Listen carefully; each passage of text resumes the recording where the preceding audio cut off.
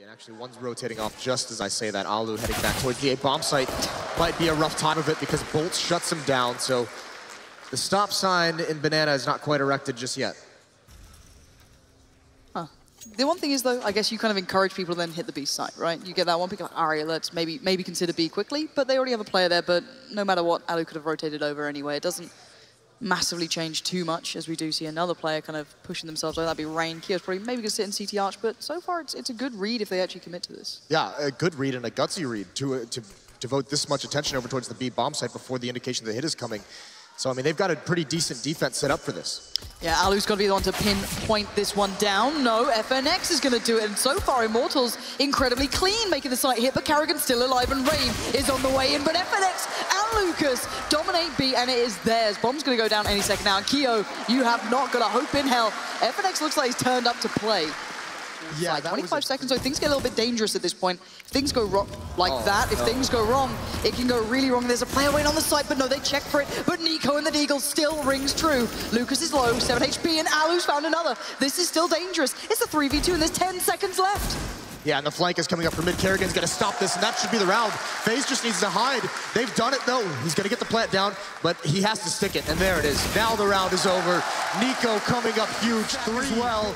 FaZe has come prepared for Inferno. I really like the late hit on Banana as well. That wasn't that instant, like, double nade down or deep mollies. That was later in the round. That was like 30, almost 40 seconds in. Well, the double Molotov, one is close and one is far, so if anyone's caught in the close-up Molotov, they have to fall back into the deep one.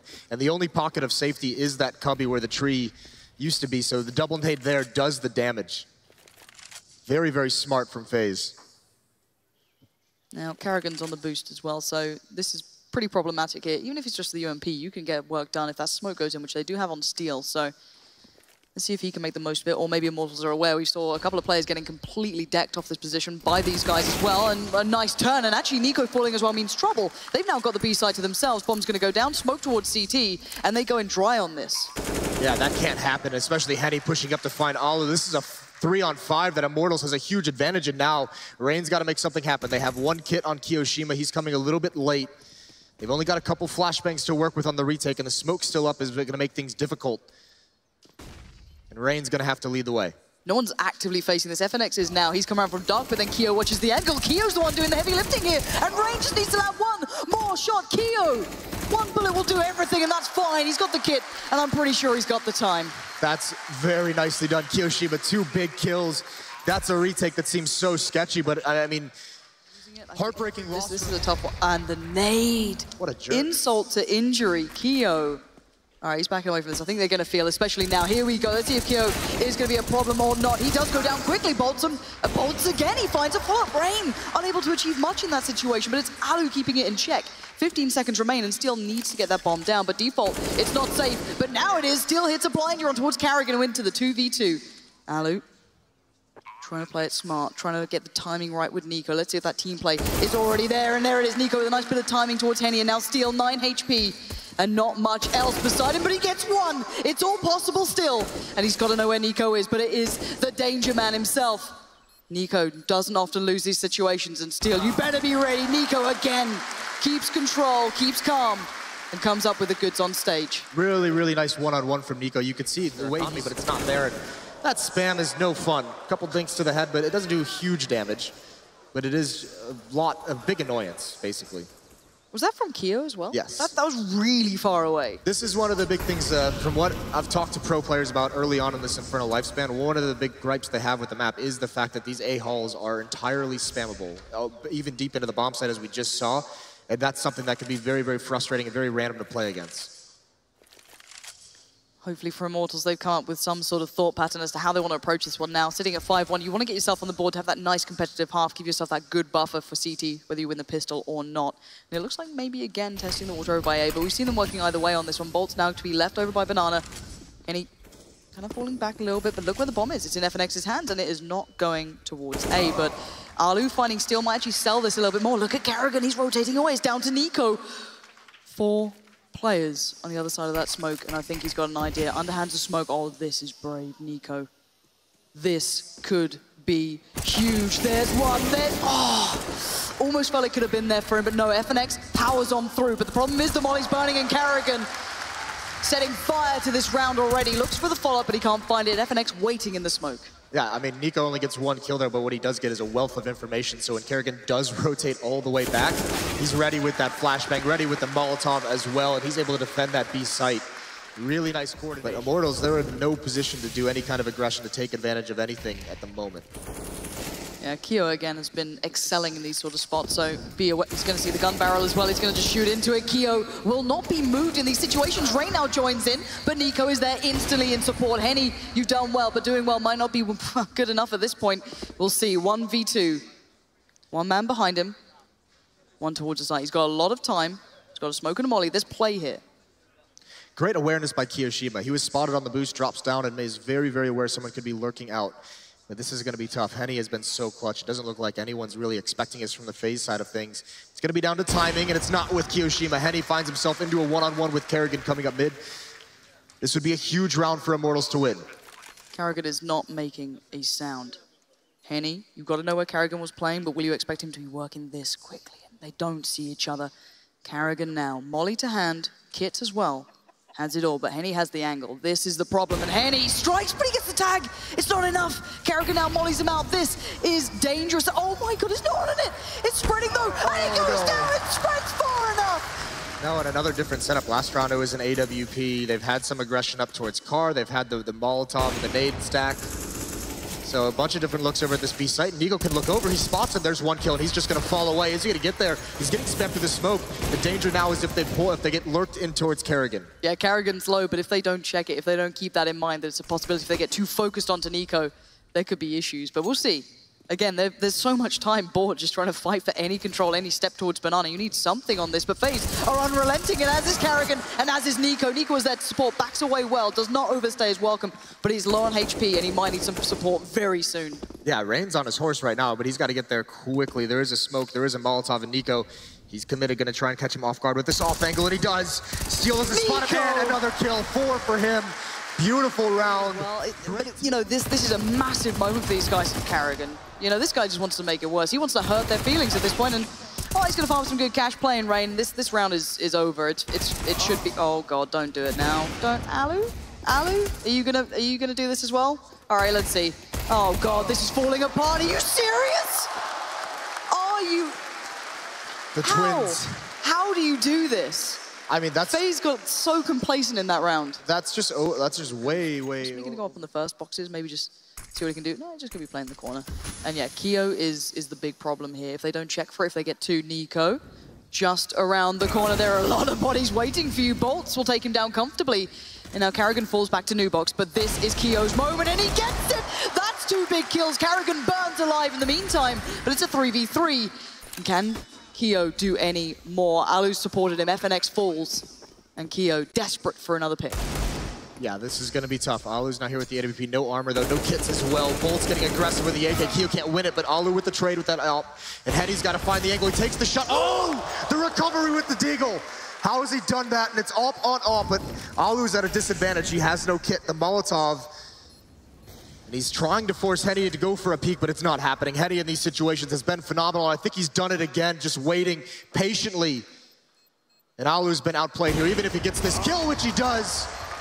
He doesn't have time at all, though. Henny's still gonna win it. Keo almost turned that one around. Alu's so close, they've got a lot of bodies to run through. Yeah, and this time they're picking up the pace a little bit. They're not running the clock down. Steel takes some damage, but finds that kill. Karrigan's got to do some work. He's got Kiyoshima with them, lurking them, pulling them in, and there's the shotgun. It's coming out. It's not getting the kill. Finally, now he's hiding in the smoke. Karrigan's up next, the crossfire, but Kiyoshima's had to fall back. And actually, Immortals are stuck in the choke point. They can make no progress. And it's buying time for Alu to come around. Keo finding bolts. This is a disaster. It's falling apart. FaZe at the helm of destruction of Immortals. Any of those advantages up, and this is a really, really tough off angle for Immortals to be prepared for. Smoke gonna come out. And it's almost like the smoke is just an indication for Immortals to go right through it. Oh, what? Henny, that's incredible. And now Karrigan is in trouble. 55 HP, 3 players. He's going to find one, but any more is going to be a tough task, and he cannot step up to the challenge. It's the 3v3 retake coming in, but a quick push down towards the ruins doesn't go so well for Bolts, but FNX will come up with the goods. He desperately wants that up, and he's going to get it. Now Keo somehow stays alive, but the second one, Rain falls. FNX can't do it. And now Keo up against Steel. No kit in hand either for Keo, so this could be a problem. Steel, be calm, be cool, get the round, there it is. And again, they have so much more to play with, and Steel going to start punishing, but Alu going to be played in off the back of this, but Steel holds his nerve. Keo staying alive behind that box, can't really spam through it too well, but Lucas finds a way in, it doesn't matter, the Tech-9 ripping heads off on the site. And Immortals might just stabilize on this half after an incredibly disastrous round earlier on for FaZe. Yeah, that's unfortunate if you're FaZe. They're going to have to reset at this halftime. Really nice recovery from Immortals, making sure they punish the mistakes of their opponent. The smoke over, Henny with the nade in his hand. He's blind. It comes out. How much damage? Decent. It's not bad. They've got FNX in the back. This is a three-player stack for Immortals, and FaZe might just get shut down. They haven't found an avenue in. There's Alu finally. Oh, and he gets two. Karrigan as well. Finally, they open it up, but the retake is here very early. Lucas is en route as well. Alu can find nowhere safe towards Banana. Steel locking them in towards the side, but Lucas can't do the job towards that player, just sliding out towards CT, and now Steel's in trouble. He knows that Alu could be pressuring him. Takes the fight, can't hit the shot though. Alu just outdoing him here, but this is awkward as hell. Steel finally wins it, and it's a 2v2. They still have a kit as well, bearing in mind. Keo's low, as is Karrigan, and here we go. Keo needs to slow it down, deny the hit. Lucas comes in, Keo finds one, and it's just onto Steel, but they are so low, but he just can't find them. They bought time so well. Ring a rosies, and Steel, this does not feel good. Oh, this is so uncomfortable for Steel.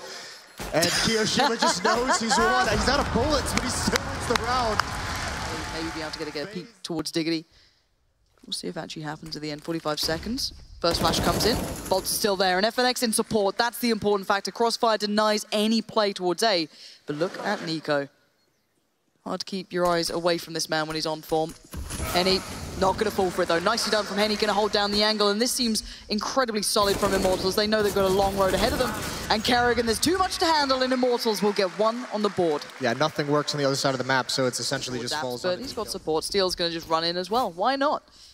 It might go wrong if you don't expect a player like Alu here, but they've got the bomb, and now Keo does at least put up a fight. Oh my word, Keo, that's a nice shot. Now Bolts and FNX, they're a little low, so this becomes, all right, guys, we need to lock this down. Yeah, looking like Immortals is close to making the same mistake that FaZe did in the first half. I mean, I don't think they can lose this, but oh, another kill.